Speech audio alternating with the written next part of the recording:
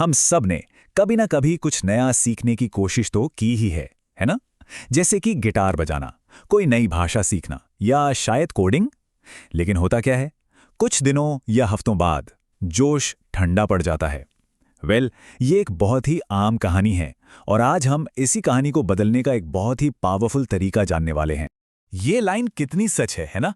असल problem talent की कमी नहीं बल्कि टिके रहने की है।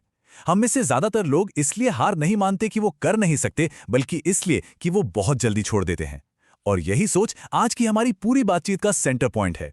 तो चलिए सबसे पहले जड़ तक चलते हैं, दृढ़ता की समस्या। यहां हम ये समझेंगे कि असली चुनौती टैलेंट या रिसोर्सेज की नहीं, बल्कि बस डटे रहने की है। आखिर ऐसा क्यों होता है कि हम शुरुआत तो बड़े जोर शोर से करते हैं, पर फिनिशिंग लाइन तक पहुंच नहीं पाते? तो एक सवाल मन में आता है, क्या किसी भी चीज में मास्टर बनने का कोई सीक्रेट है? और क्या हो अगर वो सीक्रेट कोई मुश्किल फॉर्मूला नहीं, बल्कि एक बहुत ही सीधा साधा सिद्धांत हो, जिसे कोई भी, सच में कोई भी अपना सकता है? देखिए, यहां हम किसी शॉर्टकट या जादुई हैक की बात बिल्कुल नहीं कर रहे हैं। असल में इसका समाधान इन सब चीजों को हटाने में है और सिर्फ एक मूल सिद्धांत पर अपना पूरा ध्यान लगाने में है। और वो पावरफुल सिद्धांत है 1000 आवर का नियम। अब हम जानेंगे कि आखिर ये नियम है क्या और ये कैसे किसी भी स्किल में महारत हासिल करने की चाबी बन सकता है। ये है वो नंबर जो सब कुछ बदल सकता है, 1000। पहली बार सुनने में ये बहुत बड़ा लगता है ना? शायद थोड़ा डरावना भी। लेकिन चलिए समझते हैं कि असल में इसका मतलब क्या है। तो ये नियम कहता क्या है? सिंपल है। किसी भी स्किल को एवरेज से एक्स्ट्रा ऑर्डिनरी बनाने के लिए उसे 1000 घंटे का फोकस टाइम देना पड़ता है। ये सिर्फ प्रैक्टिस नहीं है, ये एक गहरा समर्पित निवेश है जो किसी को भी उस फील्ड के टॉप पर ले जा सकता है।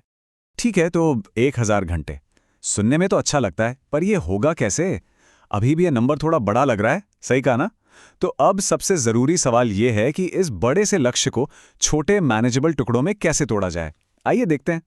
जैसा कि इस टेबल में दिख रहा है, 1000 घंटे का लक्ष्य उतना भी नामुमकिन नहीं है जितना लगता है। सब कुछ रोज के डेडिकेशन पर निर्भर करता है।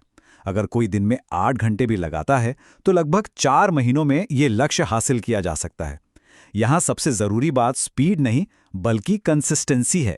अब आते हैं सबसे मजेदार हिस्से पर, वो बदलाव जो महारत लाने पर होता है।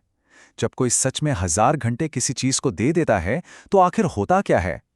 जो होता है वो हैरान कर सकता है। ये स्लाइड 2 अलग-अलग रास्तों को दिखाती है। बाईं तरफ है आम तरीका, अलग अलग ट्यूटोरियल देखते रहना, कुछ दिनों में हार मान लेना और हमेशा शॉर्टकट की तलाश में रहना। और दाईं तरफ है 1000 घंटे का तरीका, एक पक्की कमिटमेंट, रोज की प्रोग्रेस को ट्रैक करना और परफेक्शन के पीछे भागने के बजाय लगातार लगे रहना। और जब कोई वो 1000 घंटे का पड़ाव पार कर लेता है तो नतीजे कमाल के होते हैं। ये सिर्फ एक नई स्किल सीखने तक सीमित नहीं रहता। कॉन्फिडेंस आसमान छूने लगता है, क्रिएटिविटी बढ़ जाती है और काम की क्वालिटी में एक साफ जमीन आसमान का फर्क दिखाई देता है। आप एक नौसीखिए से एक एक्सपर्ट बन जाते हैं।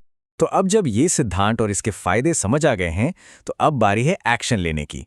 पेश है एक सिंपल 3 स्टेप चैलेंज। ये चैलेंज बहुत ही सीधा है।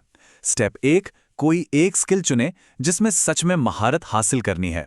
स्टेप 2, तय करें कि हर दिन उसे कितने घंटे देने हैं, चाहे वो 1 घंटा हो या 8। और स्टेप 3, बस आज से ही गिनती शुरू करें और तब तक न रुकें जब तक 1000 तक न पहुंच जाएं। बस इस एक लाइन को याद रखना है, कंसिस्टेंसी जब समय के साथ मिलती है तो उसका नतीजा महारत होता है।